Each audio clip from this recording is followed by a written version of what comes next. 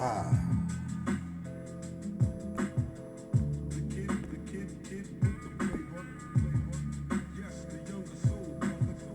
Second Samuel chapter 22. David spoke to Hawah the words of this song on the day when Hawah delivered him from the hand of all his enemies and from the hand of Saul. He said, Hawah is my rock, my fortress, and my deliverer, my power, my rock, on whom I take refuge, my shield, the horn of my salvation, my stronghold, my refuge, my Savior. You save me from violence. I call upon Hawah, who is worthy to be praised, and I am saved from my enemies. For the waves of death encompass me. The torrents of perdition assailed me. The cords of Sheol entangled me. The snares of death confronted me. In my distress, I called upon Hawah. To my power I called. From his temple he heard my voice, and my cry came to his ears. Then the earth reeled and rocked. The foundations of heavens trembled and reeled because he was angry. Smoke went up from his nostrils, and devouring fire from his mouth. Glowing coals flamed forth from him. He bowed the heavens and came down. Thick darkness was under his feet. He rode on a cherub and flew. He was seen upon the wings of the wind. He made darkness around him a canopy. Thick clouds a gathering of water. Out of the brightness before him, coals of fire flamed forth. Hawah thundered from heaven. The Most High uttered his voice. He sent out arrows and scattered them, lightning, and routed them. Then the channels of the sea were seen. The foundations of the world were laid bare at the rebuke of Hawah, at the blast of the breath of his nostrils. He reached from on high, he took me. He drew me out of mighty waters. He delivered me from my strong enemy, from those who hated me. For they were too mighty for me. They came upon me in the day of my calamity. But Hawah was my stay. He brought me out into a broad place. He delivered me because he delighted in me. Hawah rewarded me according to my righteousness.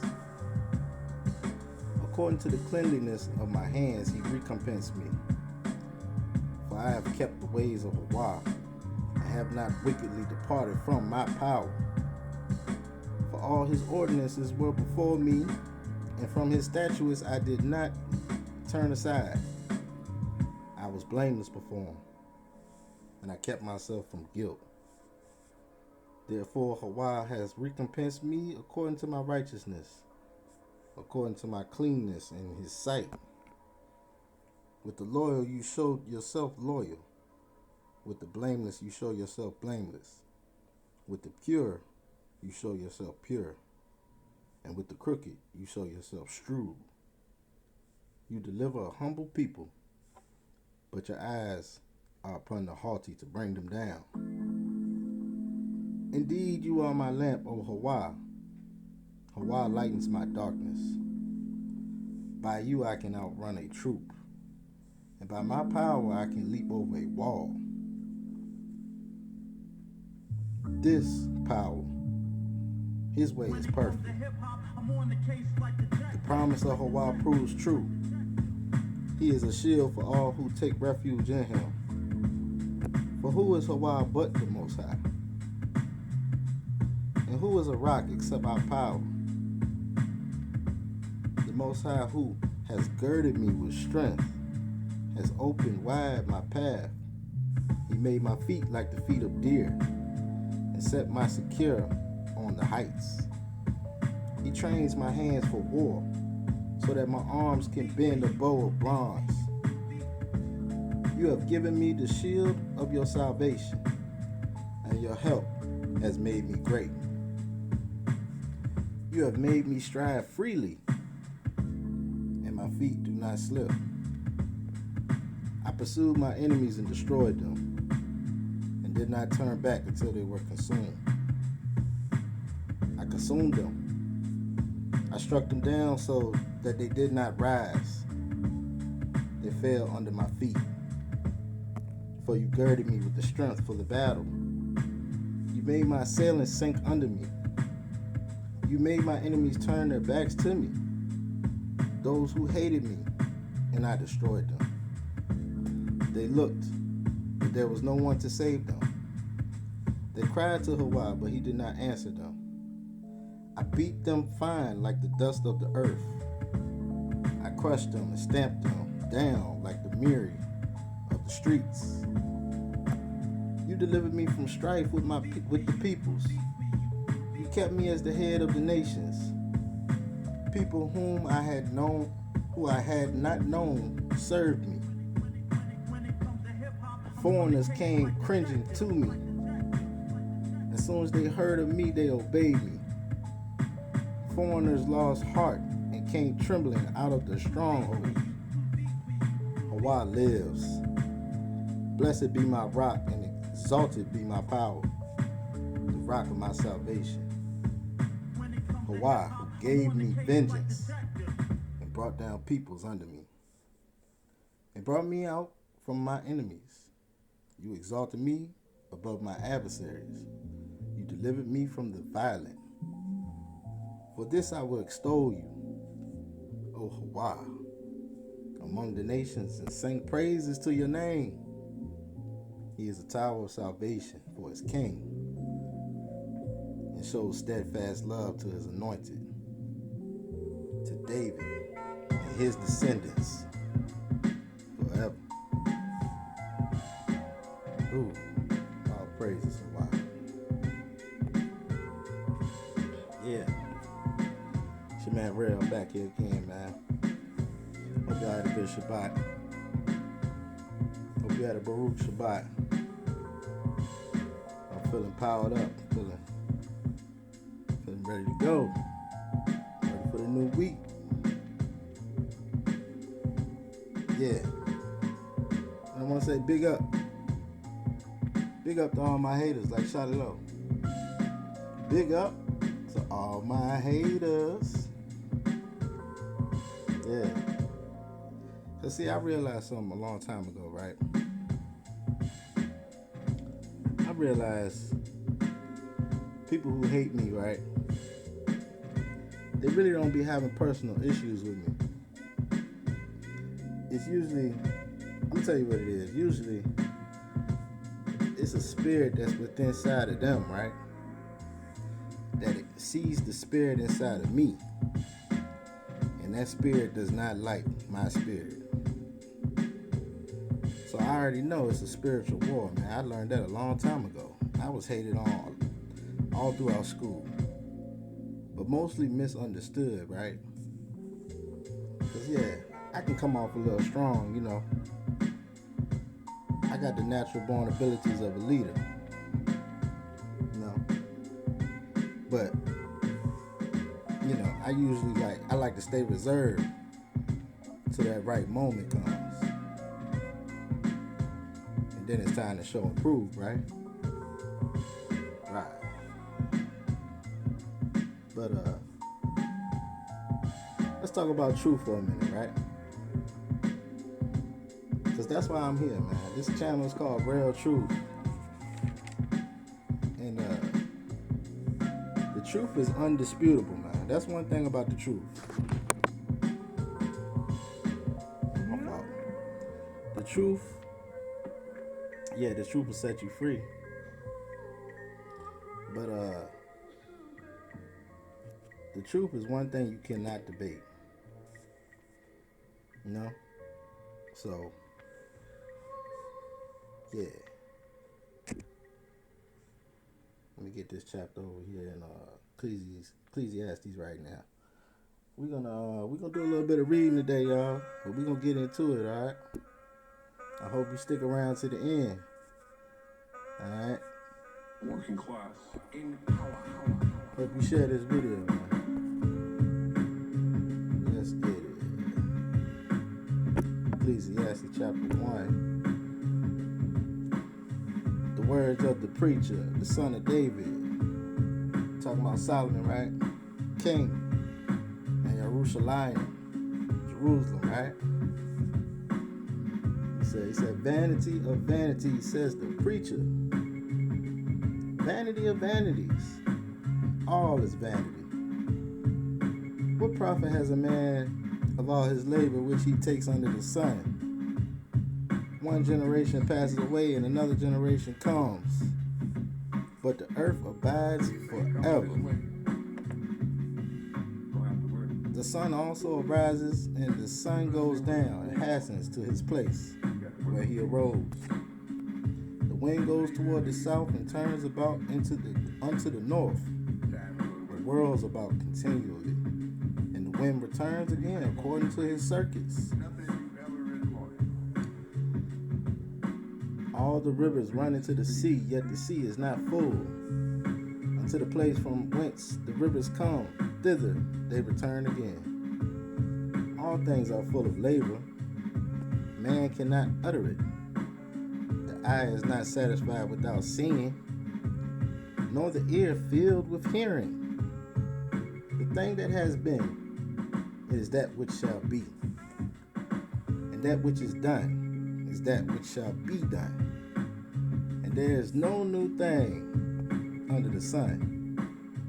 Is there anything whereof it may be said, see, this is new? It has been already of old time, which was before us. There is no remembrance of former things, neither shall there be any remembrance of things that are to come with those that shall come after. I, the preacher, was king over Israel, Jerusalem, and I gave my heart to seek and search out by wisdom concerning all things that are done under heaven. This sore travail has the Most High given to the sons of man to be exercised therewith. I have seen all the works that are done under the sun, and behold, all is vanity and vexation of the Ruach spirit. That which is crooked cannot be made straight, and that which is wanting cannot be numbered. I communed with my own heart, saying, lo, I am come to great estate, and have gotten more wisdom than all they that have been before me in Jerusalem. Excuse me. Yea, my heart has great experience of wisdom and knowledge, and I gave my heart to know wisdom and to know madness and folly. I perceive that this also is vexation of the Ruach. For in much wisdom is much grief, and he that increases knowledge increases sorrow. Why are you reading this, Rail? Well, when you increase knowledge, you increase sorrow. So, this is something to keep in mind. We're going to get quite a few scriptures today then. I got time. But what I'm here to talk about today, right? We're talking about the blasphemy of astrology. Alright? Now, first you got to know what astrology is, right? Because a lot of people get astrology mixed up with astronomy. Alright? Astrology and astronomy are two different things. A lot of people get them mixed up. So astronomy, right? This is a little breakdown. This is something simple, something slight. Astronomy is the study of celestial objects, space, and the universe as a whole. Astrology is the study of movement and position of celestial objects and their supposed influence on the lives of human beings. Alright, so astronomy, you're studying these celestial objects. Astrology, you're studying the movement and position of the objects and how they influence the lives of human beings. Astronomy is a branch of science, so they say. But we just gonna replace the word science with the Most High. Because we know the Most High is the creator of all, right? Alright? So astronomy is a branch of the Most High. Astrology is considered a pseudoscience. Alright? Astronomer refers to scientists who studies astronomy, and astrologers are people who use astrology to predict future events. So this right here, this gets mixed up all the time, man. People be mixing the two, right? Now, in order to get a better understanding, we got to go over here to the very first chapter in that book of Genesis, right? Let's go. Let's see.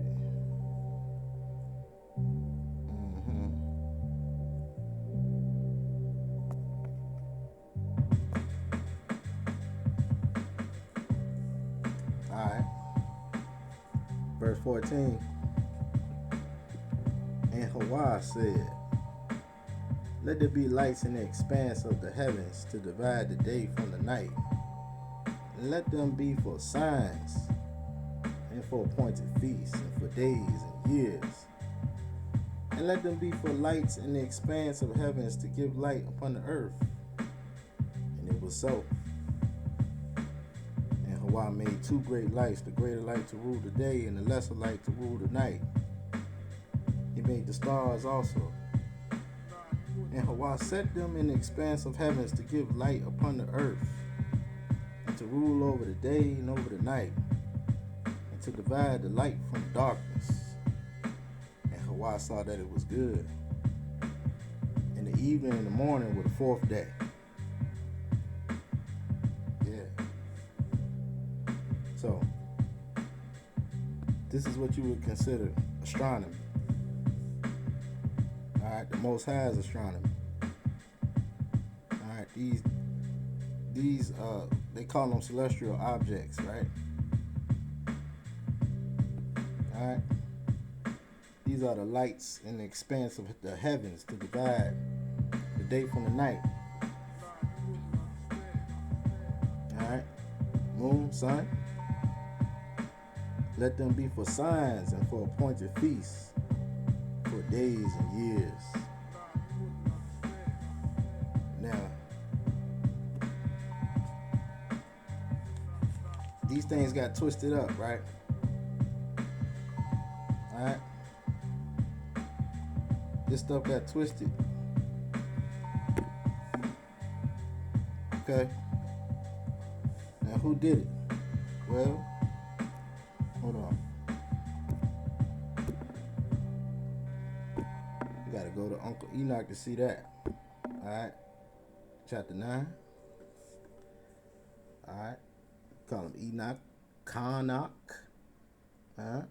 They say the pronunciation is actually Karnak. The Karnak. But yeah.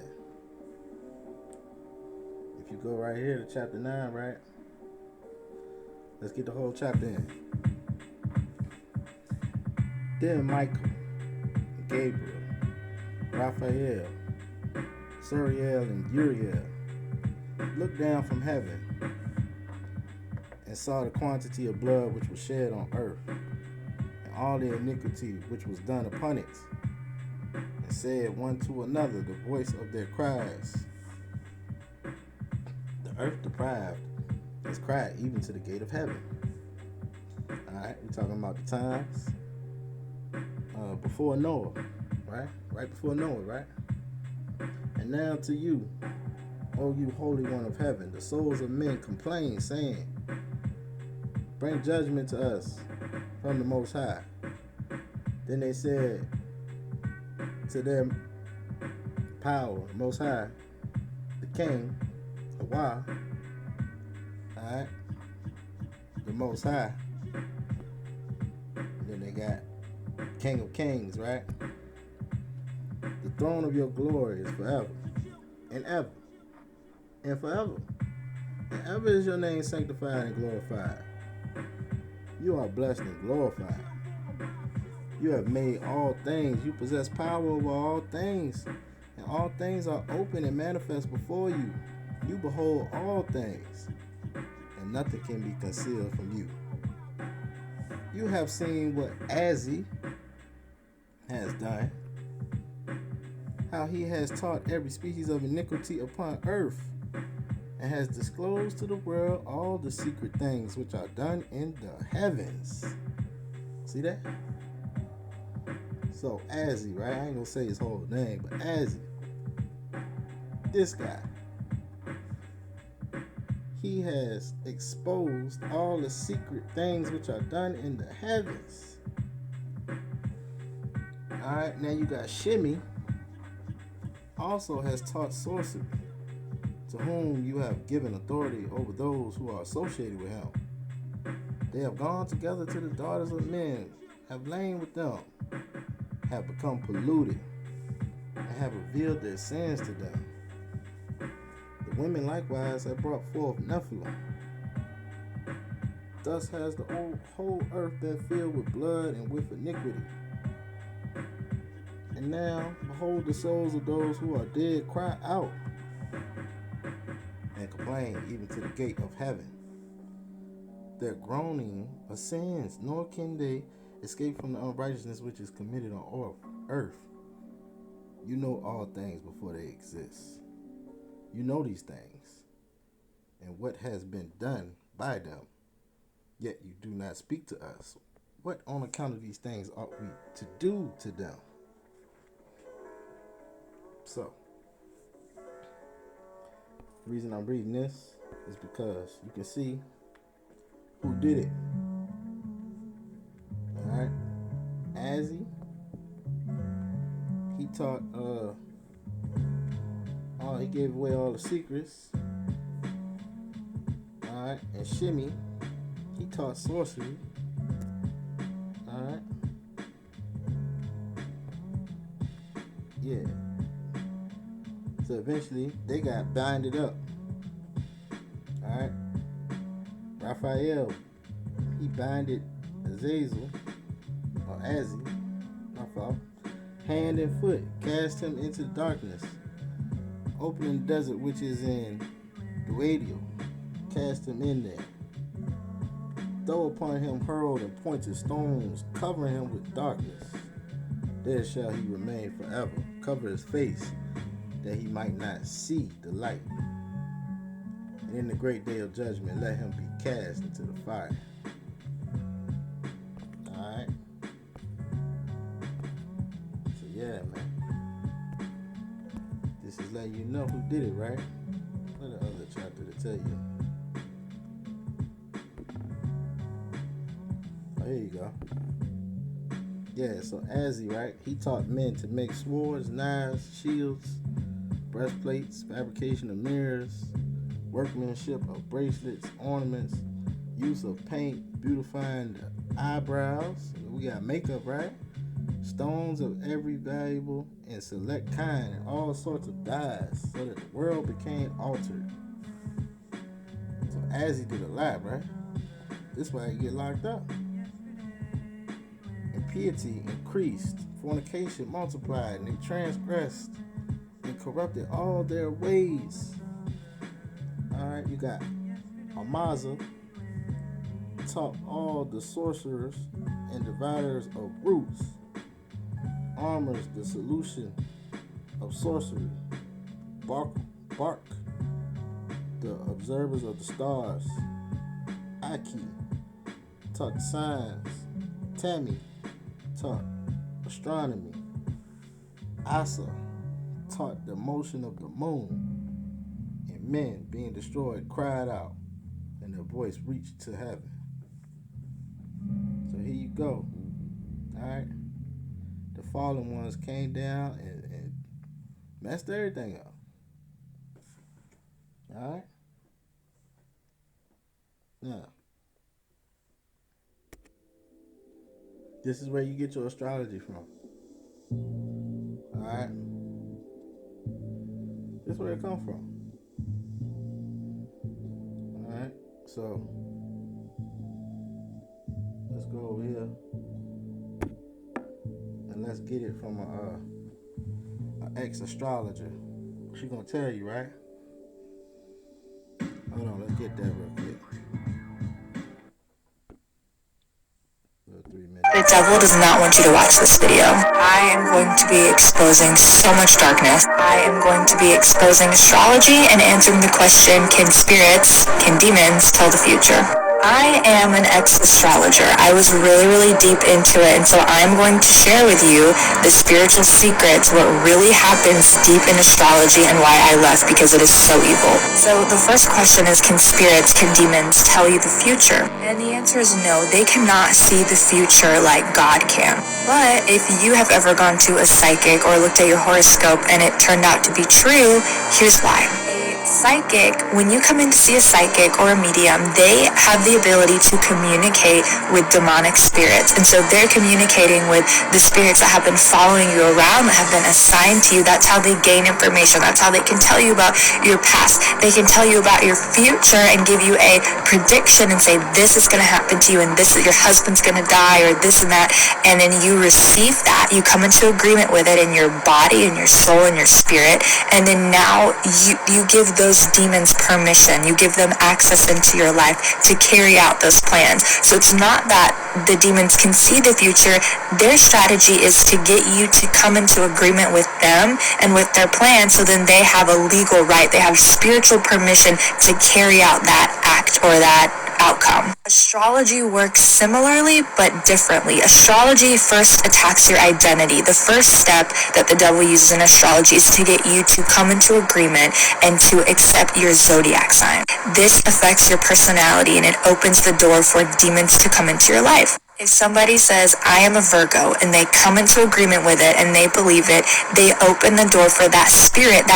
Every zodiac sign is a spirit. There's a spirit of Virgo, there's a spirit of Aries, Sagittarius. There is a chief principality, there is a demon assigned to that. Again, I was in astrology, and as I was leaving, the Holy Spirit was revealing to me these things so I could get deliverance and so I could get free from it. So I'm sharing these spiritual secrets right now. So every zodiac sign, there is a spirit of zodiac sign, and there are a bunch of other spirits that work in the arsenal. For example, Virgo is known for OCD, for anxiety, for people pleasing, or social anxiety. And so all of those spirits, they come, when you accept that Virgo spirit, you accept all those other little spirits that come in the gang with it, essentially. So now you've taken on that identity, you've given Virgo permission to prophesy, to speak into your life, and all of those demonic spirits attached to it now have free access to influence your personality, your mind, your spirit, all of those things. Divination comes in because once you have your personality, you want to know your future. You want to know what's going to happen. There's so much more left to say, so like this, so part 2 will pop up in your algorithm and in your feed. And follow for more spiritual tips. Words. Appreciate that. Okay. Just get it back. Alright. Yeah, man. So, let's talk about your boy real quick. Alright. Your man known as Thoth, right? They call him the founder of alchemy. Alright. Old Egyptian deity, right? Of wisdom, writing, science, magic, art, judgment. They just giving them all type of credits, right? Say he is the divine intermediary between spirit and matter. Now remember that now. Intermediary. Divine intermediary.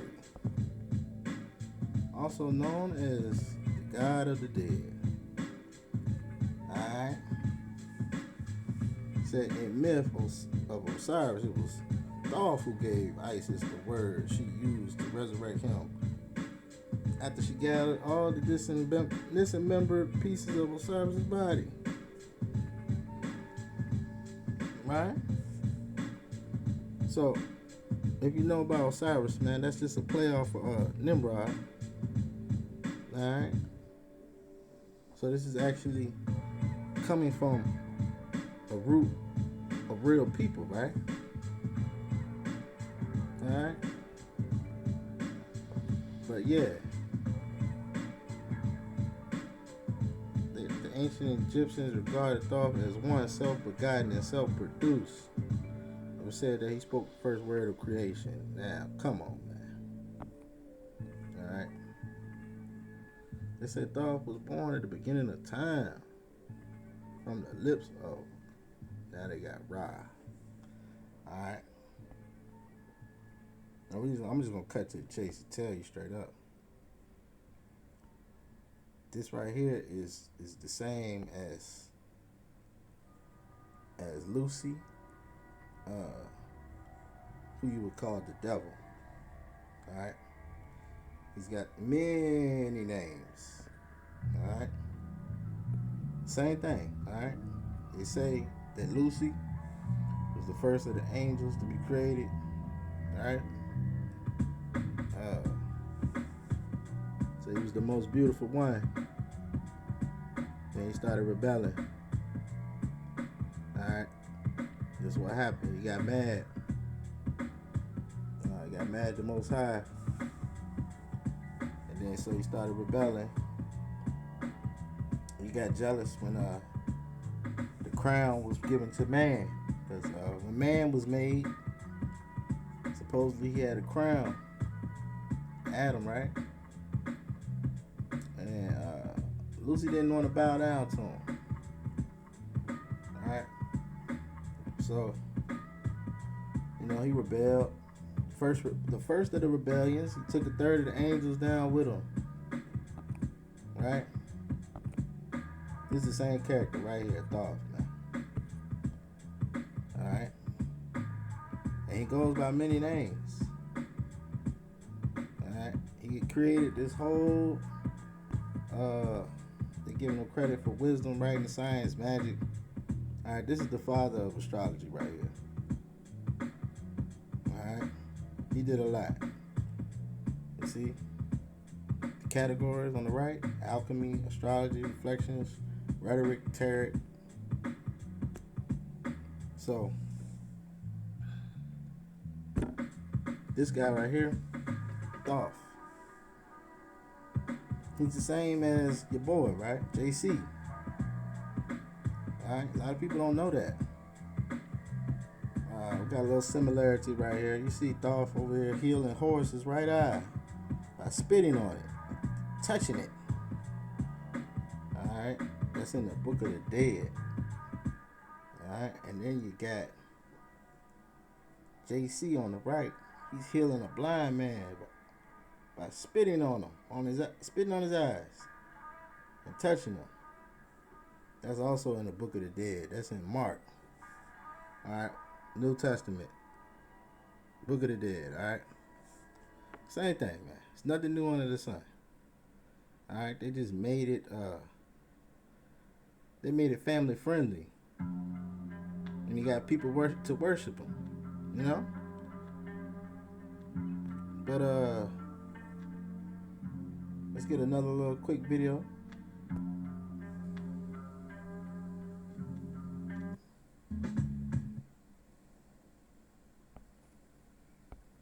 Greetings, enlightened ones. Today, we embark on a journey through the annals of history and the depths of spirituality, uncovering the hidden threads that weave together the divine tapestry of our existence. We shall explore the profound and enigmatic connection between three great figures: Jesus, Buddha, and Thoth. Act 1, the Ancient Architect. We begin with Thoth, the ancient Egyptian god of wisdom, writing, and knowledge. Thoth, also known as Hermes Trismegistus, is said to have bestowed upon humanity the sacred knowledge of the universe. His teachings, encapsulated in the Emerald Tablets, speak of the fundamental truths of existence and the alchemical processes that govern the cosmos. Thoth is often depicted with the head of an ibis, a bird symbolizing higher consciousness and spiritual insight. Act 2, the Enlightened One. Next we turn to Siddhartha Gautama, the Buddha. Born a prince in ancient India, Siddhartha renounced his worldly possessions and embarked on a quest for enlightenment. Through deep meditation and inner reflection, he attained nirvana, a state of ultimate peace and understanding. The Buddha's teachings, centered on the Four Noble Truths and the Eightfold Path, provide a roadmap for transcending suffering and achieving spiritual liberation. Act 3, the Divine Savior. Finally, we arrive at Jesus of Nazareth, the central figure of Christianity. Jesus, believed to be the Son of God, preached a message of love, compassion, and redemption. His life, death, and resurrection are seen as the fulfillment of divine prophecy, offering salvation to all who believe. Jesus' teachings, as recorded in the Gospels, emphasize the power of faith, forgiveness, and selfless service. Act 4, the Convergence. Now let us explore the hidden connections between these three enlightened beings. Though separated by time and geography, their teachings share striking similarities. Thoth's emphasis on knowledge and spiritual transformation parallels the Buddha's path to enlightenment and Jesus' message of inner awakening. Each figure speaks to the potential for humans to transcend their earthly limitations and attain a higher state of consciousness. Could it be that these three figures are manifestations of the same divine source, appearing in different forms to guide humanity through the ages? Is it possible that Thoth, Buddha, and Jesus are part of a cosmic trinity, each playing a unique role in the unfolding of the divine plan? Act 5, the Revelation. As we delve deeper into the mystery, we find that the ancient wisdom of Thoth, the enlightenment of Buddha, and the divine love of Jesus are interconnected strands of a single universal truth. This truth is the essence of our being, the light that shines within us all. By embracing the teachings of these enlightened beings, we can awaken to our true nature and realize our inherent divinity. In conclusion, dear seekers, the connection between Jesus, Buddha, and Thoth reveals a profound and timeless truth, that we are all part of a divine cosmic order, and that the wisdom of the ages is available to us if we open our hearts and minds. Let us honor these great teachers by embodying their principles and striving towards a life of wisdom, compassion, and spiritual awakening. Bet that. All right. That's what's up, man. Yeah. Right on, brother. So, you heard the girl, right? She said, a young woman. I don't call her a girl. She's a young woman. She was saying, you know, the gateway in, right? Usually it starts with zodiac signs, right? Now, what's up with these zodiac signs? All right. 12 disciples of JC and the 12 zodiac signs share symbolic and archetypal parallels, reflecting the broader concept of divine order, cosmic harmony, and the spiritual journey of humanity. Each disciple embodies traits or roles that correspond to the energies of the zodiac signs, connecting their missions to celestial archetypes. So check it out. They're saying Peter represents the ram. Andrew's representing the bull. James the Great representing that Gemini. Got John as a crab. You got Philip, he's Leo. Bartholomew is the Virgo. Thomas is the Libra. Matthew is the Scorpio. James the Lesser. That's the Sag. Thaddeus is the Capricorn. Simon the Zealot, Aquarius, and then you got Judas, he's the Pisces. Alright? The disciples, like the zodiac signs, represent universal qualities and roles that reflect the human spiritual journey. Alright? The number 12 symbolizes divine completeness and cosmic order apparent in many traditions. Now we know that they're jocking, just like they do with everything else. The 12 tribes, right? 12 tribes of Israel. Alright? And so this is why you got 12 months. But if you go into the book of Enoch, technically it's supposed to be 364 days in a year. And it's supposed to be 13 months because it's only 28 days in a month. The cycle of the moon is 28 days. Alright? But we're going to get it in a little bit how they flipped that, you know, and how they messed that up. Yeah, of course, they got us on a 12-hour, two 12-hour shifts during the day. Alright, JC as the sun. Alright, because he is the sun god. So the 12 disciples represent archetypal energies that align with the zodiac signs, offering a deeper layer of meaning to their roles in the gospel narrative. There it is. Boom. So this is why I don't even get involved in any of that horoscope stuff or anything like it. You know what I'm saying? Because what you're doing is you start dabbling and going into fallen angel magic and science, right? Now what was the ish? What was their view on astrology? They saying ish, right? Well, astrology has been a topic of debate among Jews for over 2,000 years. Alright? Yeah, they saying that astrological statements. Oh wait, hold on, we skip. While not a ish practice or teaching as such, astrology made its way into ish thought, as can be seen in many references to it in the Talmud. Alright, astrological statements became accepted and worthy of debate and discussed by Torah teachers, scholars. Opinions varied. Some rabbis rejected the validity of astrology, others accepted its validity but forbid practicing it. They forbid it, right? They forbid it. Alright, now we do know that's true. Because if we go ahead over, let's go ahead and get it. Alright. Deuteronomy chapter 18.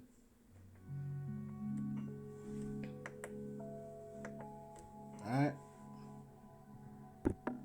The priests, the Levites, and all the tribe of Levi shall have no part nor inheritance with Israel.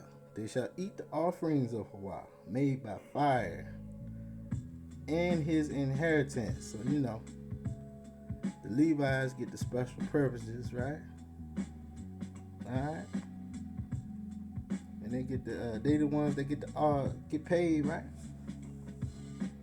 But therefore shall they have no inheritance among their brother. Yahweh is their inheritance, as he has said unto them. So Yahweh takes care of the Levites. They don't have nothing to worry about, right? And this shall be the priest's due from the people, from them that offer a sacrifice, whether it be an ox or sheep. They shall give it unto the priest the shoulder, and 2 cheeks in the maw. The first fruit also of your grain, of your wine, of your oil, and the first of the fleece of your sheep shall you give him. For Yahweh has chosen him out of all your tribes to stand minister in the name of Yahweh, him and his sons forever. And if a Levite come from any of your gates out of Israel, where he sojourn, and come with all the desire of his mind to the place which Yahweh shall choose, and he shall minister in the name of Yahweh. And all his brothers, the Levites, do, which stand there before Yahweh. They shall have like portions to eat, besides that which comes on the sale of his patrimony. When y'all come into the land which Yahweh gives you, you shall not learn to do at the abominations of those nations. There shall not be found among you anyone that makes his son or daughter to pass through the fire, or uses divination, or one that practices sorcery, or an enchanter, or a witch, or a charmer, or a consulter with familiar spirits, or a wizard, or a necromancer. For all that do these things are abomination unto Hawa. And because of these abominations, Hawa drives them out from before you. You shall be perfect with Hawa. For these nations which you shall possess hearken unto sorcerers and unto diviners. But as for you, Hawa has not suffered you to do so. Hawa will raise up unto you a prophet from the midst of you of your brethren like unto me. Unto him ye shall hearken, according to all that you desired of Hawa in Shoreb, Koreb, or Horeb, in the day of the assembly, saying, let me not hear again the voice of Hawa, neither let me see this great fire any more, that I die not. And Hawa said unto me, they have spoken well that which they have spoken. I will raise them up a prophet from among their brethren, like unto you, and will put my words in his mouth. He shall speak unto them all that I shall command him. And it shall come to pass that whosoever will not hearken unto my words, which he shall speak in my name, I will require it of him. But the prophet which shall presume to speak a word in my name, which I have not commanded him to speak, or that shall speak in the name of other Elohim or the gods, even that prophet shall die. See that? The blasphemy, right? And if you say in your heart, how shall we know the word which Hawa has not spoken? When a prophet speaks in the name of Hawa, if the thing follows not nor come to pass, that is the thing which Hawa has not spoken. But the prophet has spoken it presumptuously. You shall not be afraid of him. So now you got people out here, right? To this day, they're using this astrology to act like they're getting some type of higher elevation, or they astral projecting, or they doing things that they think that they know. But this is all fallen angel. This comes from none other than your boy Thoth, man, who goes by many names. Alright, you call him JC if you want to. But yeah, man, we can get it over here and get a quick verse over here in Leviticus, man. Alright, what they talking about? Leviticus, verse 26. Ye shall not eat anything with the blood, neither shall ye use enchantment, nor practice sorcery. So we already know, alright? The sorcery, man. This is connected with astrology. Alright? This is not what the signs were meant for. And we go over here to Jubilees chapter 6, right? Alright, we're going to talk about how the moon was used for things that Hawa wanted to be used for. And on the new moon of the third month, he went forth from the ark and built an altar on that mountain. And he made atonement for the earth and took a kid, not an actual kid, but, a baby animal, and made atonement by its blood for all the guilt of the earth, for everything that had been on it had been destroyed, save those that were in the ark with Noah.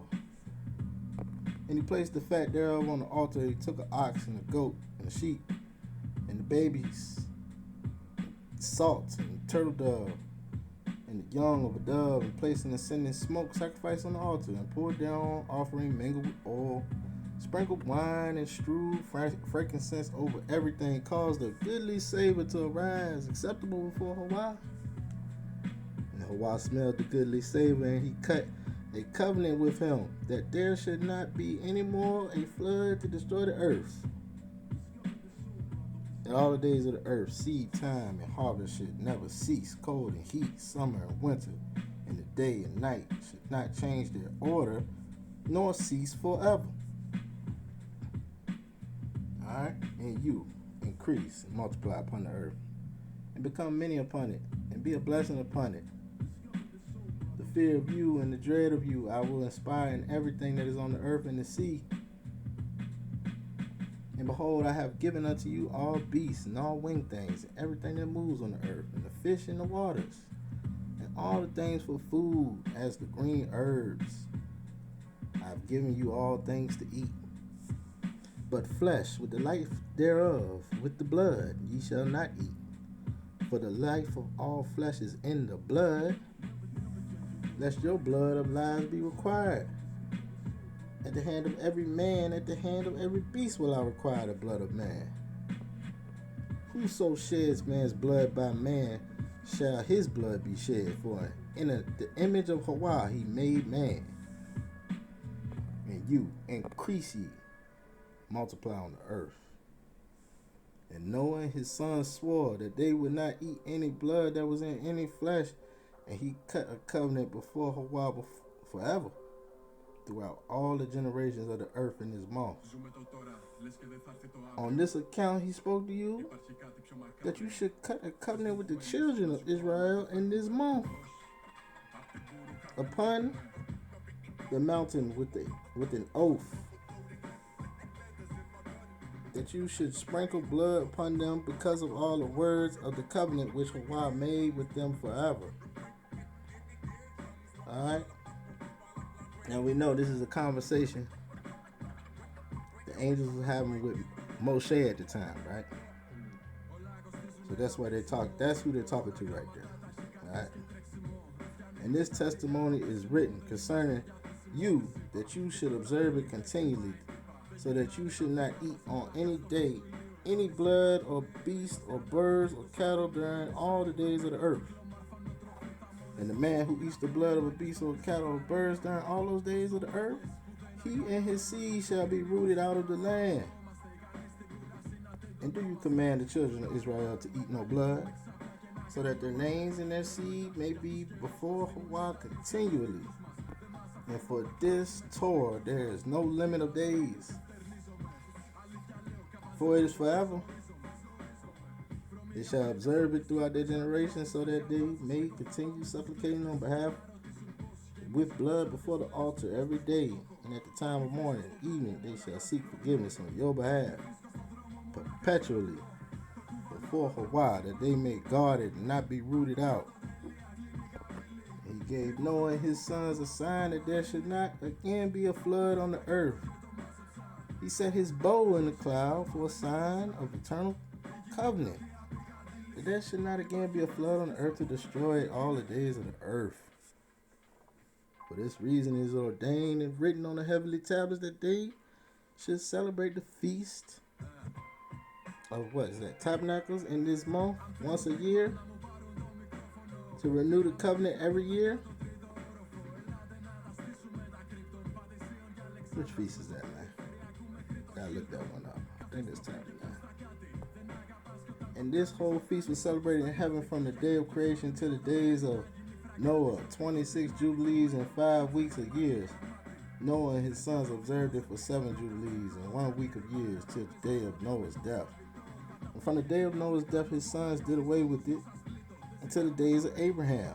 And they ate blood. So Noah's sons started messing up. Alright? They started eating blood.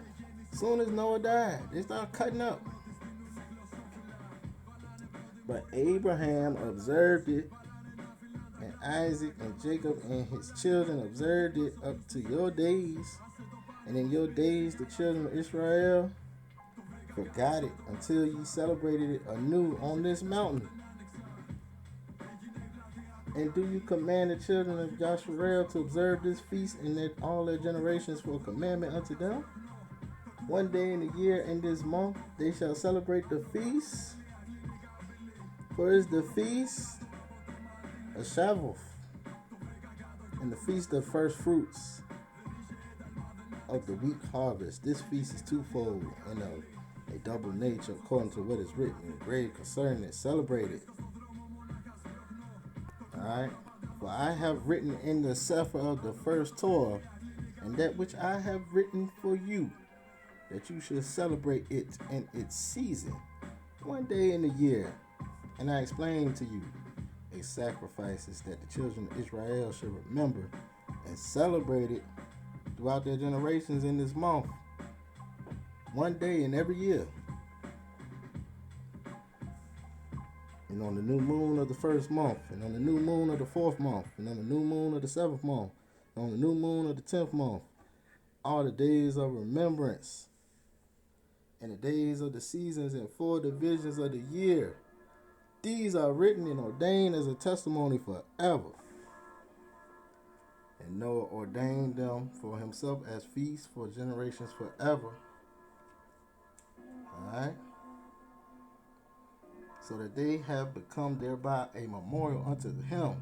And on the new moon of the first month he was bidden to make for himself an ark. And on that day the earth became dry. He opened the ark and saw the earth.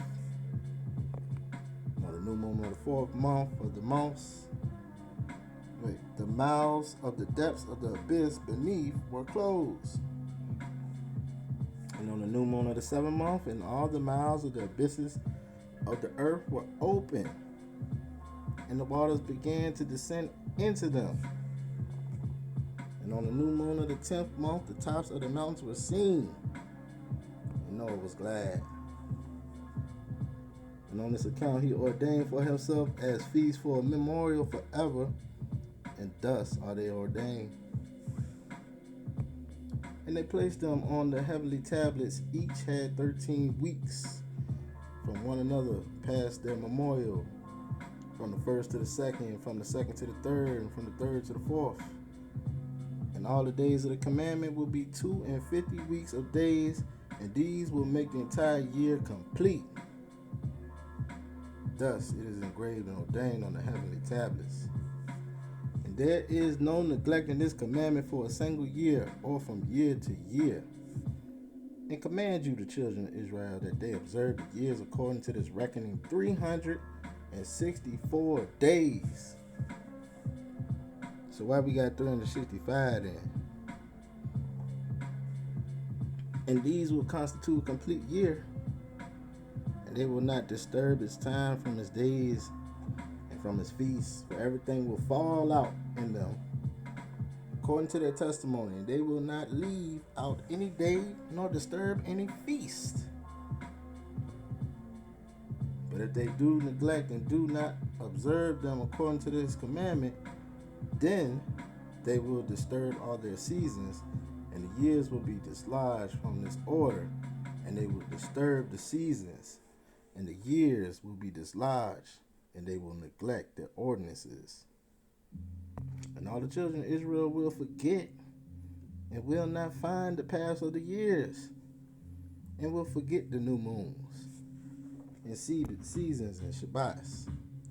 And they will go wrong as to all the order of the years, which we doing right now, right?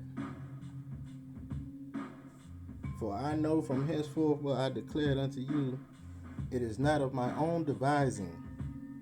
From the Sefer lies written before me, and on the heavenly tablets the divisions of days is ordained, lest they forget the feast of the covenant, and walk according to the feast of the other nations, after their error and after their ignorance.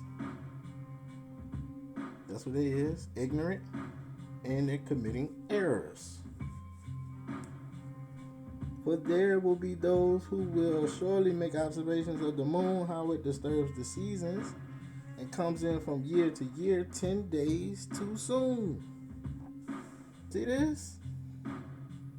For this reason the years will come upon them, when they will disturb the order, and make an abominable day, day of testimony, an unclean day, a feast day. They will confound all the days, the holy with the unclean, and the unclean day with the holy. For they will go wrong as to the months and Sabbaths, feasts and jubilees. Doing it wrong, man. For this reason I command and testify to you that you may testify to them, for after your death your children will disturb them, so that they will not make the year 364 days only. For this reason they will go wrong as to the new moons and seasons and Shabbats and feasts. And they will eat all kinds of blood with all kinds of flesh. See that? So this is told to Moshe, right? They ain't gonna mess up. And we know that. And we know the heathen has really messed things up. But yeah, man. Let's skip over 2 chapters real quick.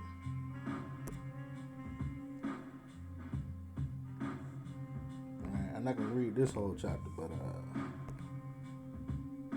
let's see.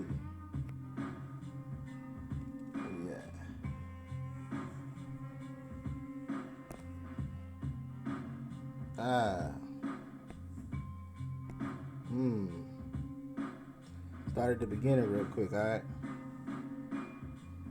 In the 29th Jubilee in the first week, in the beginning thereof, Apocashed took to himself a woman, and her name was Rasuya, the daughter of Susan, the daughter of Elam.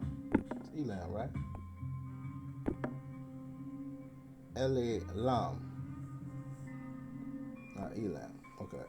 She bore him a son in the 3rd year in this week, and he called his name, and that's the other Canaan, right? Canaan, or Canaan, or Kenan. And the son grew, and his father taught him writing, and he went to seek for himself a place where he might seize for himself a city. And he found a writing which former generations had carved on the rock. And he read what was thereon, and he transcribed it and sinned owing to it.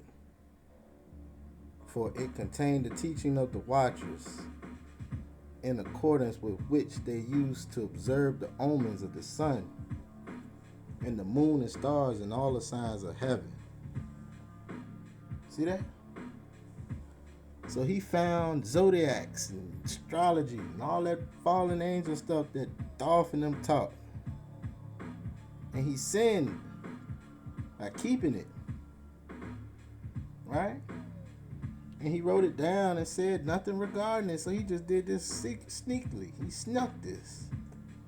For he was afraid to speak to Noah about it, lest he should be angry with him on account of it. See that?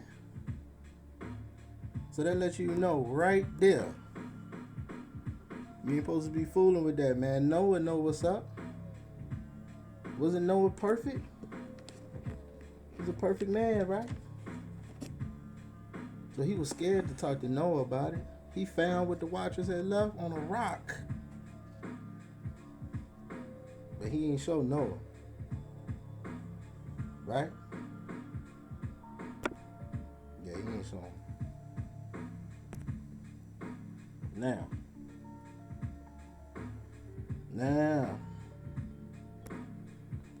we're going to kick it over here, right?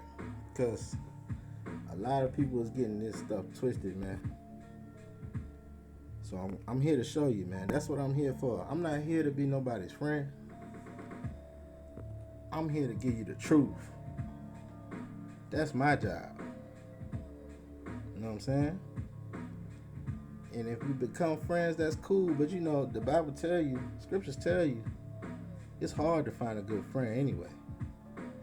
So I'm not even worried about friends, man. I'm here to give you the truth. And just like we read in Ecclesiastes, the more you know, the more sorrows you're going to have. The truth hurt feelings, man.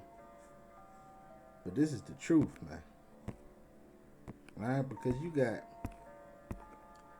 This is the satanic rituals and spells. Now, I done dug into this a little bit before with y'all.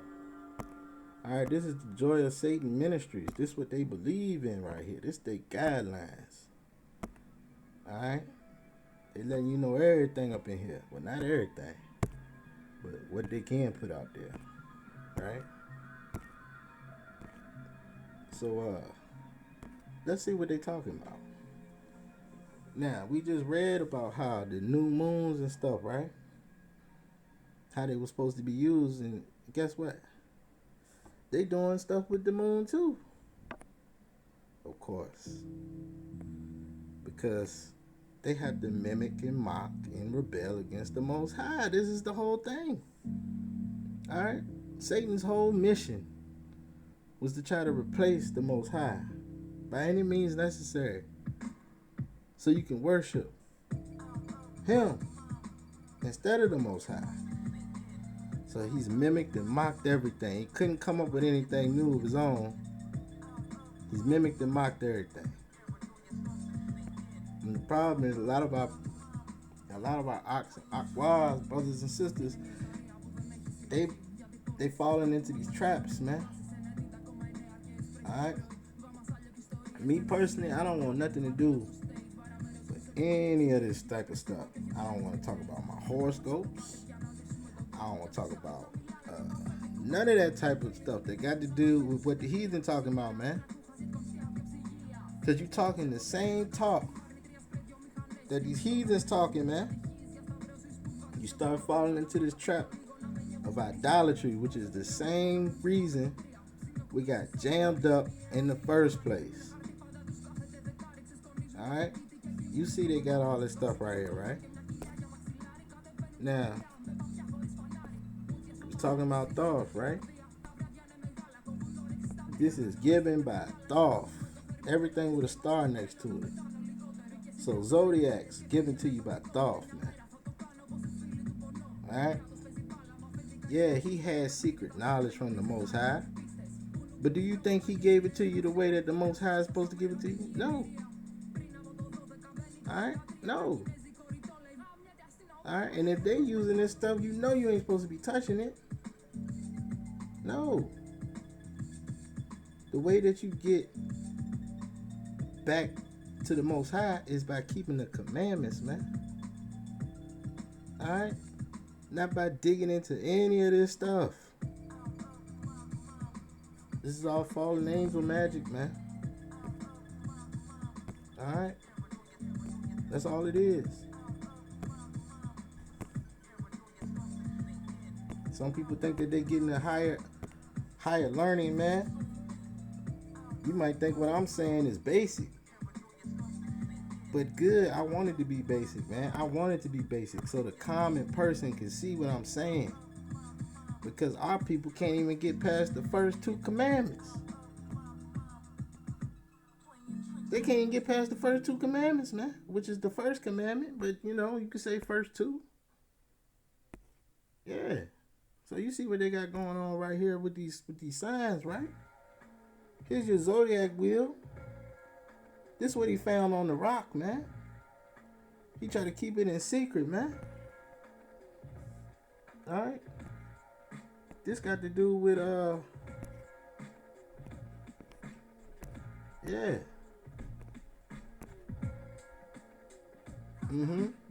Everything they do is focused around their sun, the sun. Right? Because he's the sun god, right? Thoth, JC, whatever you want to call him, bro. Whatever you want to call him, man.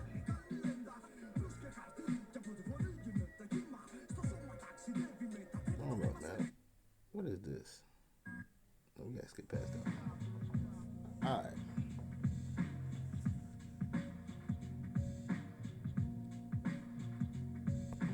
We're taking it slow now. Taking it slow. So I'll give you time to read it. Alright? So, in ancient times, holidays were celebrated according to the solar and lunar cycles, not according to fixed days. Celebrating this holiday when the sun is at 15 degrees of Aquarius gives it a special power, as there is a special alignment with fixed quarters known as the Sabbaths are actually times for spells and magical workings. So they do things according to the sun, right? Everything is revolving around the sun. Alright? They're doing candle magic. Alright? That's why they put candles on the birth cake, man. Alright? You know the birth cake is their favorite holiday. Alright? Now, I ain't saying that you can't do birthdays, but I wouldn't put no candles on the cake. I wouldn't make it all about you either.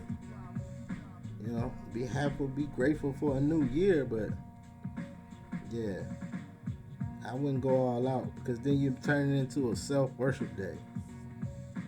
And this is a Satanist favorite holiday. It's his birthday, man. Alright? But yeah, what I wanted to get up out of here, let's see. Yeah, they talking about this, okay. Yeah. The satanic year is based upon the natural cycle. The 8 major Sabbaths are equinoxes and solstices of the sun's year, 666, and the 4 cross-quarter days that come between them. The 4 equinoxes and solstices are based upon the motion of the sun. The equinoxes are at the center of the sun's movement, and the solstices are the end point of the movement. These 4 solar points are cosmic events based upon the movements of the earth and sun, symbolizing the interaction of light and darkness. This date has long been considered a power point of the zodiac and is symbolized by the bull, one of the tetramorph figures featured on tarot cards, the World, and Wheel of Fortune. Dang, I used to like the Wheel of Fortune, man. Who knew that's what they was doing the whole time? The other 3 symbols are the lion, the eagle, and the spirit. These are also seen in the Egyptian Sphinx. Astrologers know these 4 figures as symbols of 4 fixed signs of the zodiac: Taurus, Leo, Scorpio, Aquarius. And these naturally align with the 4 great Sabbaths on witchcraft. Alright? Yeah, I'm not going to go through and read all this. Let me get one more little part on here. Where is that? Did I pass it?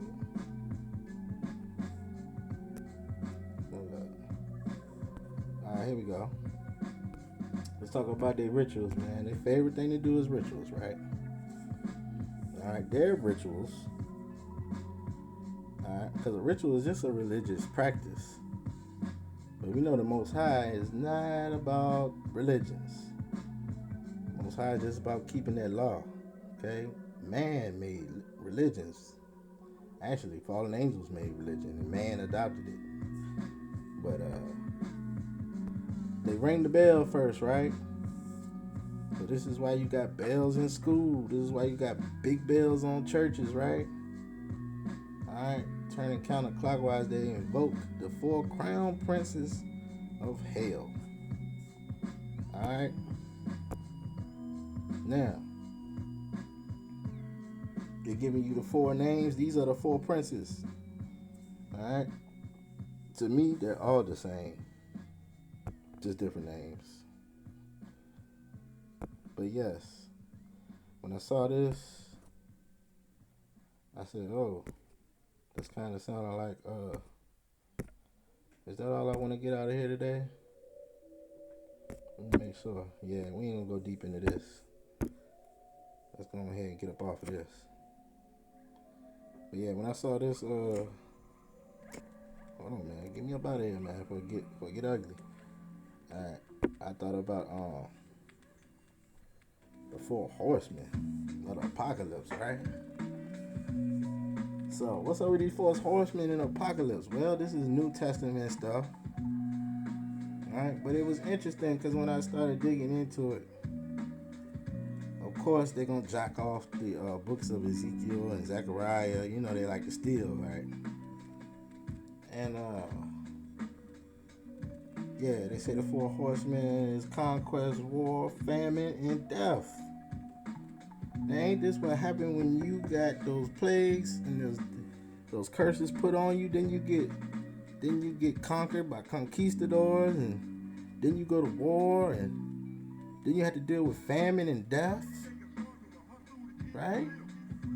Your ancestors, right? They had to deal with that. So it's crazy that they're saying that this is a piece of apocalypse literature attributed to John of Patmos.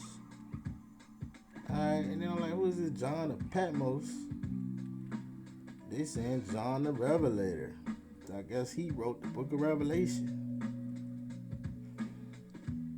But then they throwing in they saying a minority of ancient clerics and scholars such as Eusebius recognize at least one further John as companion of J.C., John the Presbyter. I'm like, hold up, man. They talking about Presbyter John? And of course, when you click on John the Presbyter, it says, for legendary King C. Presbyter John. So they jocking on King David as always, man. Alright. This is what they do, man. Alright. They got him over here, John the Presbyter or Presbyter John. Okay. And shout out to 432 to drop. We know about Presbyter John, man. But yeah, of course, once again, they biting off our stuff. Like always. Alright, they eating off of us once again. But yeah, man. Let me see what else we gonna get real quick, man. Let's see, yeah, we almost done with this. But it's easy to mix astronomy and astrology, man. And once you start mixing it, you're dealing with alchemy, you're dealing with thought, you're dealing with fallen angel stuff. I just stay far away from all of it. Yeah. All we gotta do is stick to the basics, keep the law, right? Oh yeah, let's go to Isaiah chapter 1 real quick. Let's get it. Because this is what happened to your days, right? When you were using your moon for the days of Hawaii's feast and things, well, Hawaii got fed up with it. Alright, it says right here, Isaiah chapter 1, the vision.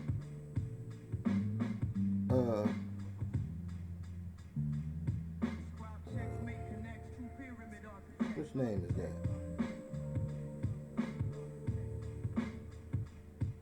Isaiah. I'm sorry. Okay, I got lost for a second. Alright, the vision of Isaiah, the son of Amos, which he saw concerning Judah and Jerusalem in the days of Uzziah.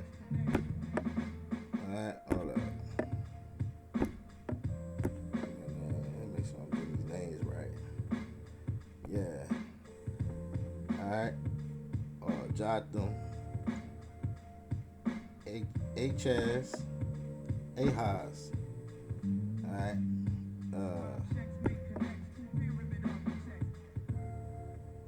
Ezekiel. Is that Ezekiel? Hezekiah. I think it's Hezekiah, king of Jehudah. Or Judah. Hear, O heavens, and give ear, O earth, for Hawaii has spoken. I have nourished and brought up children, and they have rebelled against me. The ox knows his owner, the donkey his master's crib, but Israel does not know, my people do not consider. All sinful nation, of people laden with iniquity, a seed of evildoers, children that are corrupters. They have forsaken Hawaii. They have provoked the Holy One of Israel unto anger. They are gone away backward. Why should ye be stricken any more? Ye will revolt more and more. The whole head is sick, the whole heart faint. From the sole of the foot even unto the head there is no soundness in it, but wounds and bruises, putrefying sores. They have not been closed, neither bound up, neither mollified with ointment. Your country is desolate. Your cities are burned with fire. Your land, strangers devoured in your presence, and it is desolate as overthrown by strangers. And the daughter of Zion is left as a cottage in the vineyard, as a lodge in a garden of cucumbers, as a besieged city.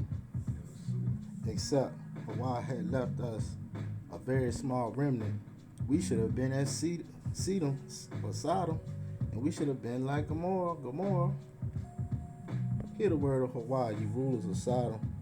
Give ear unto the Torah of our Hawaii, ye people of Gomorrah. To what purpose is the multitude of your sacrifices unto me, says Hawaii? I am full of ascending smoke offerings of rams, and the fat of fed beasts. I delight not in the blood of bullocks or lambs, or of he-goats. When ye come to appear before me, who has required this at your hand to tread my courts? Bring no more oblation of evil incense. Is an abomination unto me. No longer proclaim the new moon and the Sabbath and the feasts and the festivals. They are in vain. Your new moons and your feasts are odious to my soul, and are the burden I weary of lifting. And when ye spread forth your hands, I will hide my eyes from you. Yea, when ye make many prayers, I will not hear. Your hands are full of blood. Wash yourself, make yourself clean. Put away the evil of your doings before my eyes. Cease to do evil. Learn to do well. Seek judgment. Relieve the oppressed. Judge the fatherless. Plead for the widow. Come now and let us reason together, says Hawaii. Though your sins be as scarlet, they shall be white as snow. Though they be red like crimson, they shall be as wool. If ye be willing and obedient, ye shall eat the good of the land. But if ye refuse and rebel, ye shall be devoured with the sword, for the mouth of Hawaii has spoken it. How was the faithful city become a harlot? It was full of judgment. Righteous lodged in it, but now murderers. Your silver has become dross, your wine mixed with water. Your princes are rebellious, and companions of thieves. Everyone loves gifts and follows after rewards. They judge not the fatherless, neither does the cause of the widow come unto them. Therefore says the Most High, Hawaii, the Mighty One, Israel, I will ease me of my adversaries and avenge me of my enemies, and I will turn my hand upon you and purely purge away your dross and take away all your tin, and I will restore your judges as at the first, and your counselors as at the beginning. Afterward you shall be called the city of righteousness, the faithful city. Zion shall be redeemed with judgment, and her converse with righteousness. And the destruction of the transgressors and of the sinners shall be together, and they that forsake Hawaii shall be consumed, for they shall be ashamed of the oaks which ye have desired, and ye shall be confounded for the gardens that ye have chosen. For ye shall be as an oak whose leaf fades, and as a garden that has no water. And the strong shall be as tow, and the maker of it as a spark. And they shall both burn together, and none shall quench them. All praises. So yeah, Hawaii got fed up with all of our sacrifices. Alright, Hawaii got fed up with us trying to keep these feasts and stuff. Look, Hawaii's just like, get back to the law. Y'all can't even keep the first commandment. You think I'm gonna accept anything else from y'all? Now, I'm not saying that anybody that's getting ready to keep Passat or Passover or anything that you want to keep, hey, I'm not saying you ain't got to do it. You know, you feel it in your heart to do these things, go right ahead. You know me, I think I'm gonna just do the Day of Atonement and call it a day. But yeah, Hawaii got fed up, right? So let's keep it pushing. All right, we can skip. Why am I doing this today? Well, this is why. All right, check this scripture. Isaiah 66. Thus says Hawaii, the heavens are my throne, the earth is my footpath. Where is the house that ye build unto me? Where is the place of my rest? For all those things has my hand made, and all those things have been, says Hawaii. But to this man will I look, even to him that is poor and of a contrite spirit, ruach, and trembles at my word. He that kills an ox is as if he slew a man. He that sacrifices a lamb, as if he cut off a dog's neck. He that offers an oblation, as if he offers swine's blood. He that burns incense, as if he blessed an idol. Yea, they have chosen their own ways, and their soul delights in their abominations. I will also choose their delusions, and will bring their fears upon them. Because when I called, none did answer. When I spoke, they did not hear. But they did evil before my eyes, and chose that in which I delighted not. Hear the word of Hawaii, ye that tremble at his word. Your brethren that hated you, that cast you out for my name's sake, said, let Hawaii be glorified. But he shall appear to your joy, and they shall be ashamed. A voice of noise from the city, a voice from the temple, a voice of Hawaii that renders recompense to his enemies. Before she travailed, she brought forth. Before her pain came, she was delivered of a male child. Who has heard such a thing? Who has seen such things? Shall the earth be made to bring forth in one day? Or shall a nation be born at once? For as soon as Zion travailed, she brought forth her children. Shall I bring to the birth, and not cause to bring forth, says Hawaii? Shall I cause to be bring forth, and shut the womb, says your power? Rejoice ye with Jerusalem. Be glad with her, all ye that love her.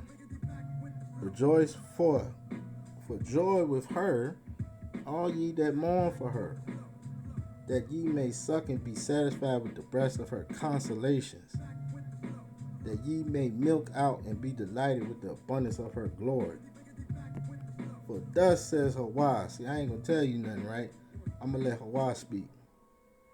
Behold, I will extend peace to her like a river, and the glory of the other nations like a flowing stream.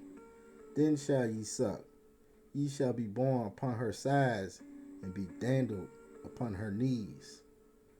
As one whom his mother comforts, so will I comfort you. And ye shall be comforted in Jerusalem. And when ye sees this, your heart shall rejoice, and your bones shall flourish like an herb. The hand of Hawaii shall be known toward his servants, and his indignation toward his enemies. For behold, Hawaii will come with fire, and with his chariots like a whirlwind, to render his anger with fury, and his rebuke with flames of fire. For by fire and by sword will Hawaii plead with all flesh, and the slain of Hawaii shall be many. They that sanctify themselves and purify themselves in the gardens behind one tree in the midst, eating swine's flesh, and the abomination, and the mouse, shall be consumed together, says Hawaii. For I know their works and their thoughts. It shall come that I will gather all nations in tongues, and they shall come and see my glory. And I will set a sign among them, and I will send those that escaped of them unto the nations, to Tarshish, Pool, Ludi, that draw the bow, to Tubal, Javan, to the isles afar off. that have not heard my fame, neither have seen my glory, and they shall declare my glory among the other nations. And they shall bring all your brethren for an offering unto Hawaii out of all the nations, upon horses and chariots, and in litters, and upon mules, and upon swift beasts, to my holy mountain in Jerusalem, says Hawaii. As the children of Israel bring an offering and clean vessel into the house of Hawaii, and I will also take of them for priests and for Levites, says Hawaii. As the renewed heavens and the renewed earth which I will make shall remain before me, says Hawaii, so shall your seed and your name remain. And it shall come to pass that from new moon to new moon, from Sabbath to Sabbath, shall all flesh come to worship before me, says Hawaii. And they shall go forth and look upon the carcasses of the men that have transgressed against me, for their worm shall not die, neither shall their fire be quenched, and they shall be an abhorring unto all flesh. See that? There it go. Alright. All praises a while now. But yeah. One more scripture I'm gonna pop up on here. Alright. I went over this last time. But yeah. Hear ye, Jeremiah 10. Hear ye the word which Hawaii speaks unto you, O house of Israel. Thus says Hawaii, learn not the way of the heathen. Be not dismayed at the signs of heaven, for the heathen are dismayed at them. Right?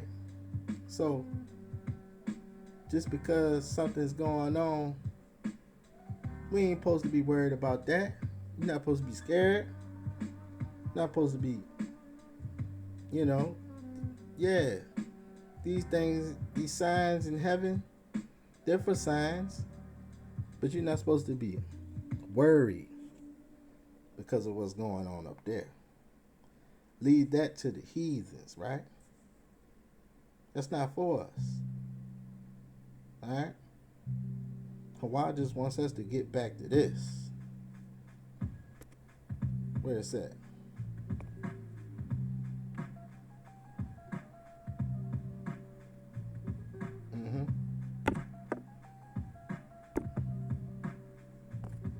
What happened to this? You ain't going to it now? Oop.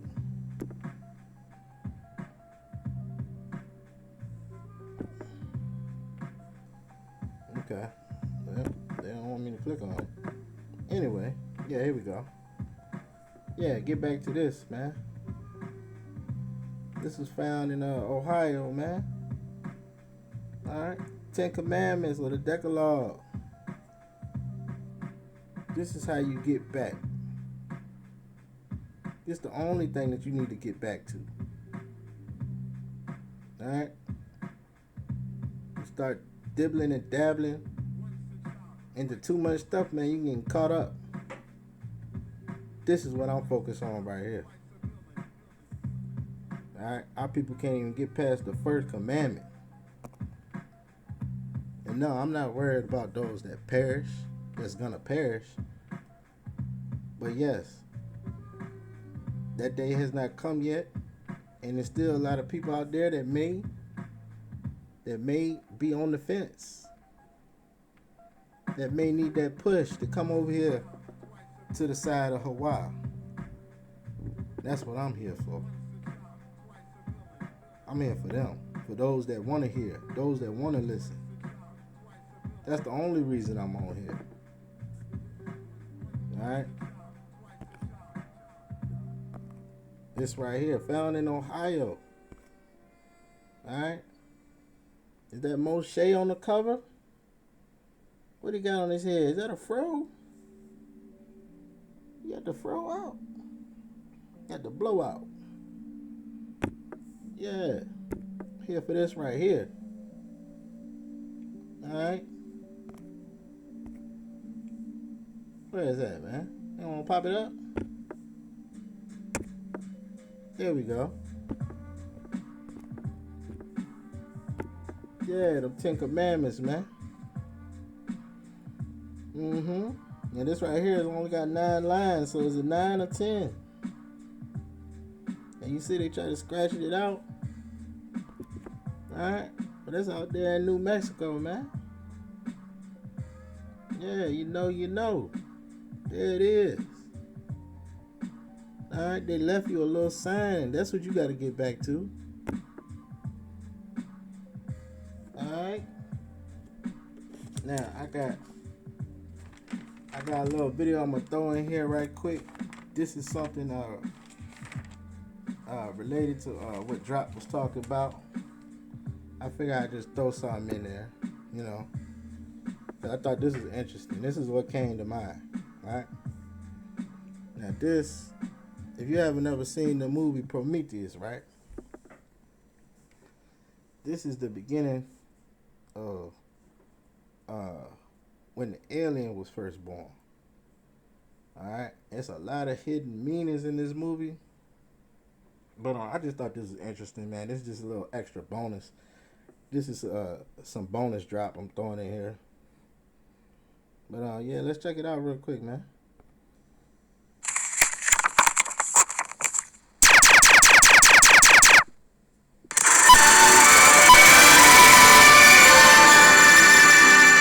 Greetings and welcome to Earthling Cinema. I am your host, Garrix Wormuloid. This week's artifact is Prometheus, directed by Ridley's Believe It or Scott and written by Damon Lindelof, the poster boy for unsatisfying mythology since 2004.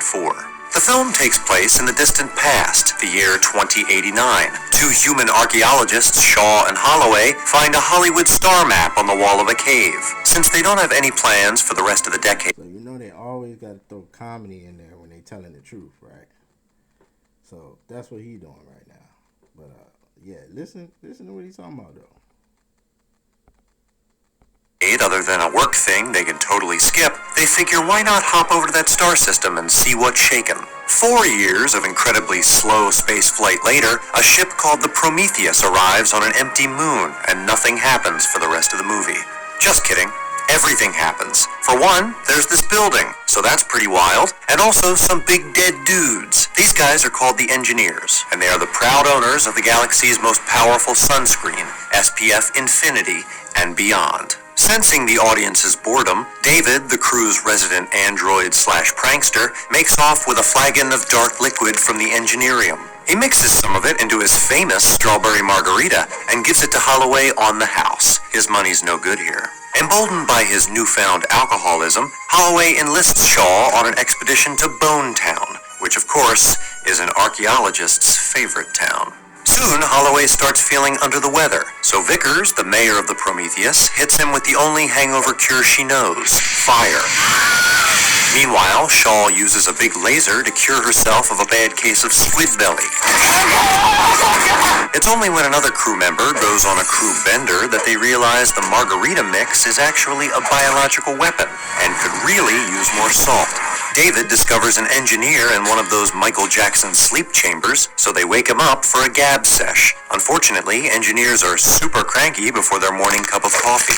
He powers up a hidden spacecraft and heads to Earth to fuck shit up. But since Earth still includes Baltimore, Stringer Bell shows up to save the day. Shaw finishes off the engineer with her squid baby, whose name is Brian.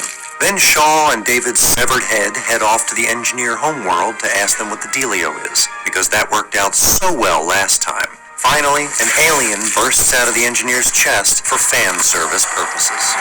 Prometheus explores man's relationship with his creator, Jesus Sr.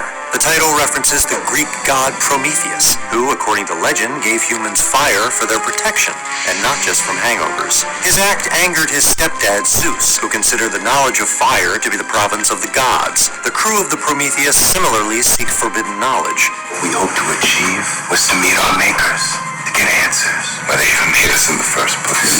However, it soon becomes clear that they bit off more than they could chew, proving once and for all that mouths are insufficient for the consumption of nutrients. Indeed, the film suggests that humans are tested and deemed unworthy, as they have been pretty much since their debut. The engineer's planet is dubbed LV-223, a reference to the Bible's own Leviticus 22:3, which states, "Tell them, in future generations, if any of your descendants, while unclean, comes near the holy offerings the Israelites set apart for the Lord, that person must be excluded from my presence. I am the Lord." The human's intentions are anything but pure. Vicar's dad seeks the engineers because he wants to extend his already unnaturally prolonged skin folds. If these things made us, then surely they could save us. From what? Death, of course.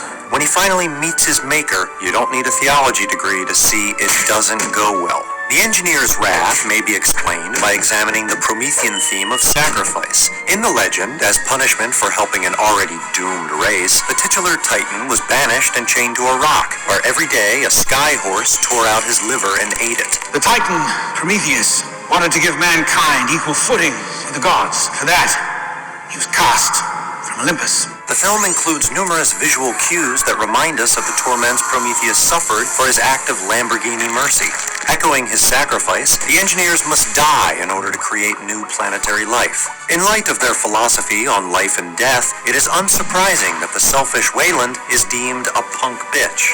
Reinforcing the theme of sacrifice, the film also makes reference to Jesus Sr.'s son. In the crucifixion story, Junior died on the cross to save mankind, similar to the way Prometheus did the whole Prometheus thing I was talking about before. The film, however, offers an ice-cold Pepsi twist. We learn that the engineers perished 2,000 years prior to the events of the story while planning revenge against the humans. How long's it been there? 2,000 years, give or take. While the reason remains unstated, the timing, coupled with the film's biblical imagery, perhaps hints that Jesus was an emissary of the engineers, and that his crucifixion turned them against Earth. Thanks a lot, Jews. By which I mean all remaining beings in the universe. For Earthling Cinema, I'm Garrick Slemsloyd. Shalom. David, the crew. Interesting, right? Very interesting. Yeah, they telling you, tell me without telling me, right? But yeah, just thought I'd throw that out there, man. You know, check it out, man. They're trying to tell you something in this movie right here. Alright? We know who the aliens are in the Bible. Right? Strangers. Strangers to this land. Alright? It says you will be with people that are not a people. Is this their story right here? But yeah. I got one last scripture I'm gonna read, and then we out. Alright. But this is a pretty lengthy scripture, but we gonna get it anyway.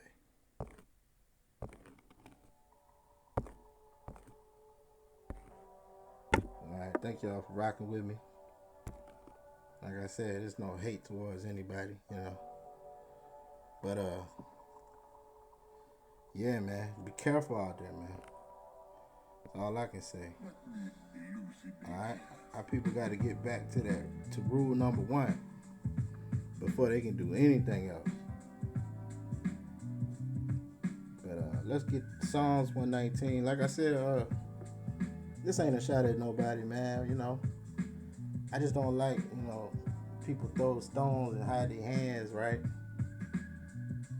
And then you be like, yeah, what's good? And they act like they ain't do nothing.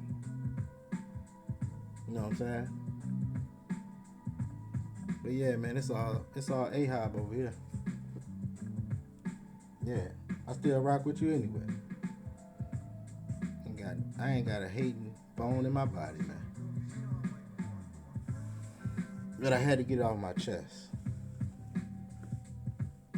Psalms 119. Alright, blessed are the undefiled in the way, who walk in the Torah of Hawa. Blessed are they that guard his testimonies, and that seek him with the whole heart. They also do no iniquity, they walk in his ways. You have commanded us to guard your precepts diligently. O that my ways were directed to guard your statutes. Then shall I not be ashamed when I have respect unto all your commandments. I will praise you with uprightness of heart when I shall have learned your righteous judgments. I will guard your statutes. O forsake me not utterly. Wherewithal shall a young man cleanse his way? By taking heed thereto according to your word. With my whole heart have I sought you. Oh, let me not wander from your commandments. Your word have I hid in my heart, that I might not sin against you. Hold up. Dang, keep hitting that. Blessed are you, O Hawaii. Teach me your statutes. With my lips have I declared all the judgments of your mouth. I have rejoiced in the way of your testimonies as much as in all riches. I will meditate in your precepts and have respect unto your ways. I will delight myself in your statutes. I will not forget your word. Deal bountifully with your servant that I may live and guard your word. Open my eyes that I may behold wondrous things out of your Torah. I am a stranger in the earth. Hide not your commandments from me.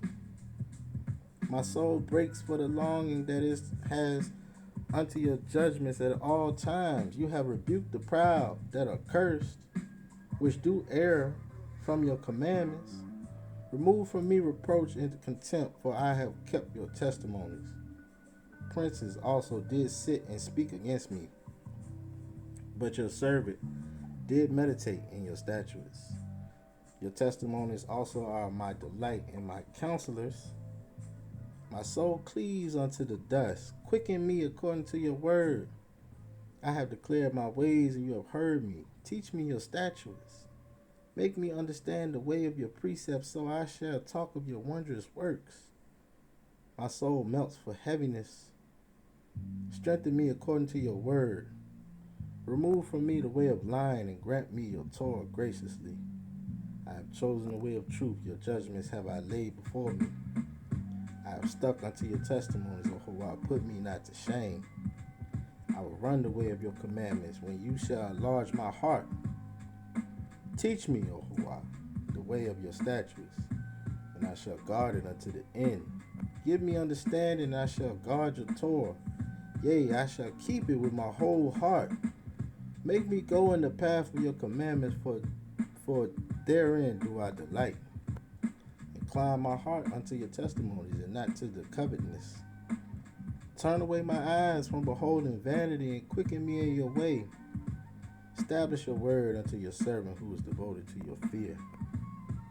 Turn away my reproach which I fear. Your judgments are good. Behold, I have longed after your precepts. Quicken me in your righteousness. Let your mercies come also unto me, O Hawaii, even your salvation according to your word. So shall I have wherewith to answer him that reproaches me, for I trust in your word. And take not the word of truth utterly out of my mouth, for I have hoped in your judgments. So shall I guard your Torah continually forever and ever. And I will walk at liberty, for I seek your precepts. I will speak your testimonies also before kings, and will not be ashamed. And I will delight myself in your commandments, which I have loved. My hands also will I lift up unto your commandments, which I have loved. I will meditate in your statutes. Remember the word unto your servant, upon which you have caused me to hope. This is my comfort in my affliction, for your word has quickened me. The proud have had me greatly in derision, yet have I not declined from your Torah.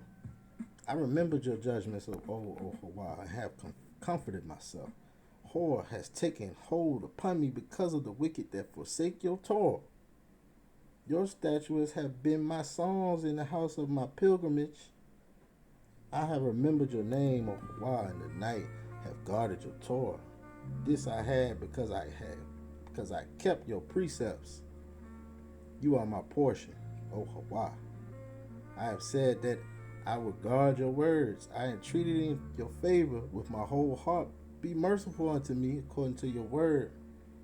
I thought on my ways and turned my feet unto your testimonies. I made haste and delayed not to guard your commandments. The bands of the wicked have robbed me, but I have not forgotten your Torah. At midnight I will arise to give thanks unto you because of your righteous judgments. I am a companion of all them that fear you, and of them that guard your precepts.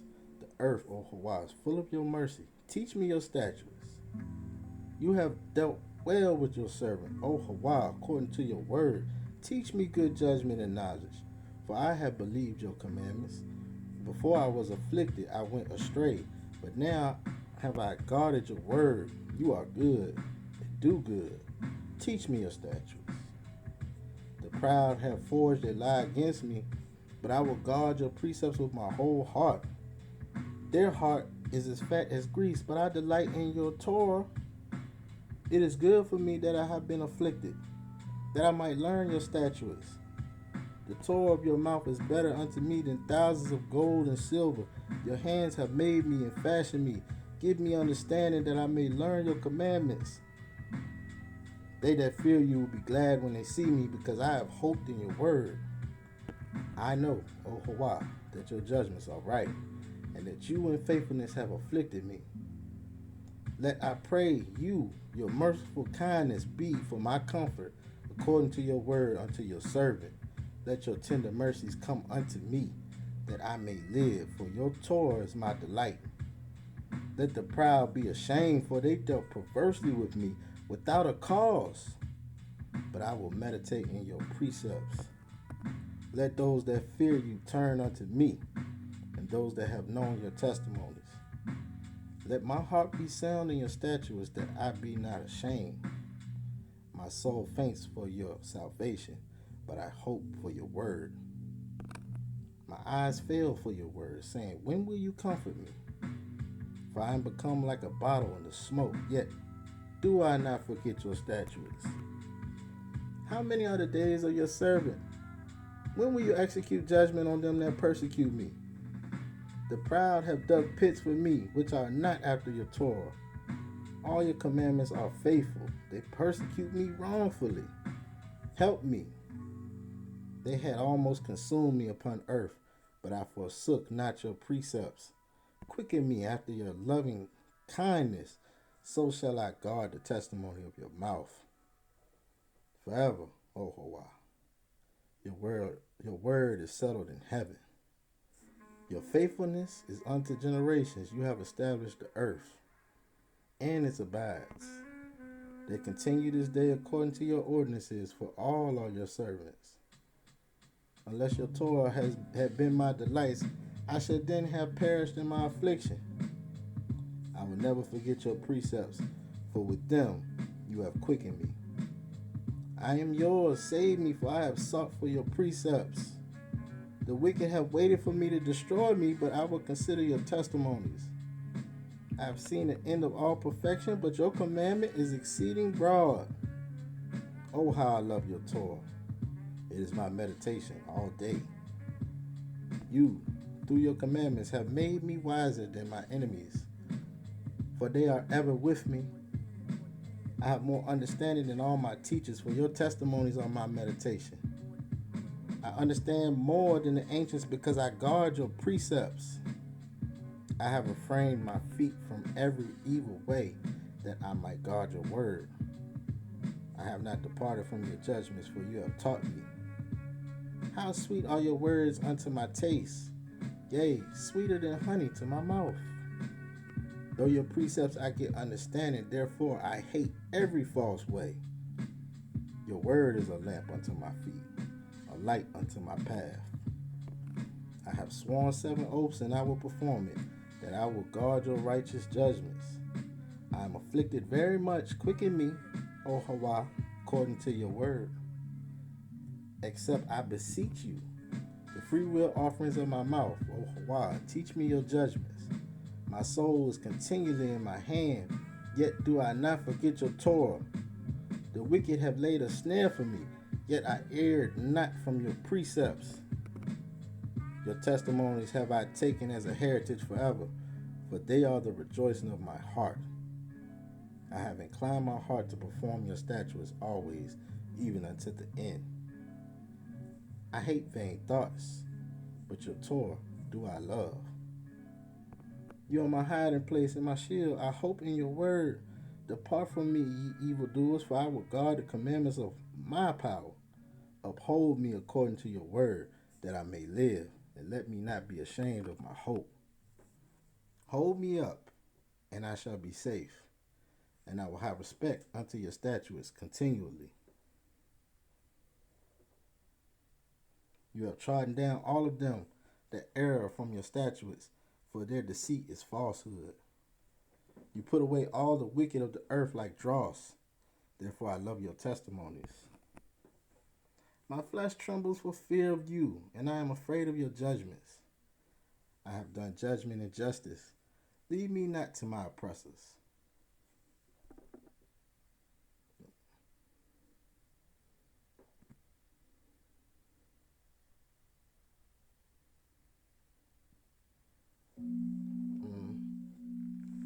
Be surety for your servant for good. Let not the proud oppress me. My eyes fail for your salvation and for the word of your righteousness. Deal with your servant according to your mercy and teach me your statutes. I am your servant. Give me understanding that I may know your testimonies. It is time for you, Hawa, to work. For they have made void your Torah. Therefore I love your commandments above gold, yea, above fine gold. Therefore I esteem all your precepts concerning all the things to be right, and I hate every false way. Your testimonies are wonderful, therefore does my soul guard them. The entrance of your words gives light, it gives understanding unto the simple.